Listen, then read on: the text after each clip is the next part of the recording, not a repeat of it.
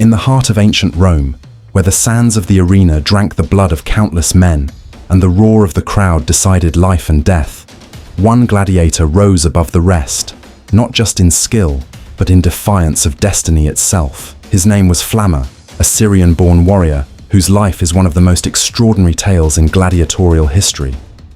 Born far from Rome's towering colosseums, Flamma's journey to fame began in chains, likely as a prisoner of war. But where others saw despair, Flamma found a path to immortality, not through freedom or peace, but through combat. He stepped into the amphitheaters, not merely as a fighter, but as a man determined to etch his name into history. And over a career spanning more than a decade, an eternity in the deadly world of gladiators, he did just that, leaving a legacy that continues to fascinate us centuries later. Flamma fought in 34 recorded matches, primarily in Sicily, an astonishing achievement when most gladiators barely survived a handful. His victories were not just triumphs of brute strength, they were displays of strategy, resilience, and showmanship that captivated the Roman masses. Gladiators lived for the crowd, and Flamma had an undeniable magnetism that made him a star of the arena. His skill earned him something most gladiators could only dream of: his freedom. Not once, but 4 times, Flamma was awarded the wooden rudies, the symbol of liberation, by event organizers who recognized his extraordinary prowess. Yet, in a move that baffled his contemporaries and historians alike, Flamma turned his back on freedom every time. He chose to remain a gladiator, returning to the sands to face death again and again. What drove this choice?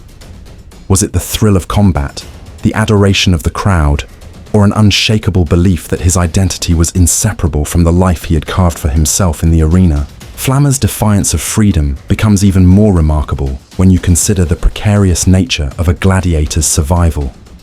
In the brutal world of the games, death was a constant companion, and a losing gladiator's fate rested in the hands of the umpire and the crowd. A single gesture, a thumbs up or down, could mean life or death. Yet Flamma survived 13 reprieves, moments where the umpire either spared his life after a defeat or declared both combatants winners. Such mercy was rare and speaks not only to his skill, but to the respect he commanded from his opponents, the umpires, and the spectators. These reprieves, however, weren't just acts of kindness. They were calculated decisions. Gladiators were the lifeblood of Roman entertainment, and a fighter like Flamma, who could electrify the crowd, was far too valuable to lose. As the years passed, Flamma's reputation only grew. By the time of his death at the age of 30, a remarkably long life for a gladiator, he had become a legend. Most gladiators perished in their early 20s, but Flamma defied the odds, carving out a career that seemed almost superhuman. His death marked the end of an era, but his legacy lived on, a symbol of resilience, courage, and the enigmatic choices that define greatness.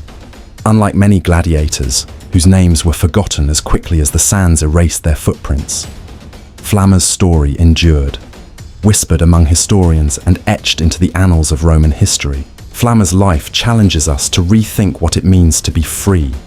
For most, freedom is the ultimate prize, a chance to escape the chains of servitude and forge a new path.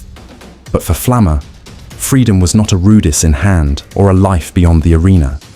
His freedom was the arena itself, where he ruled not as a slave to fate, but as its master, captivating thousands with his courage and skill. His story is not just about battles fought and victories won. It is about the human spirit's relentless pursuit of meaning, even in the face of unimaginable odds.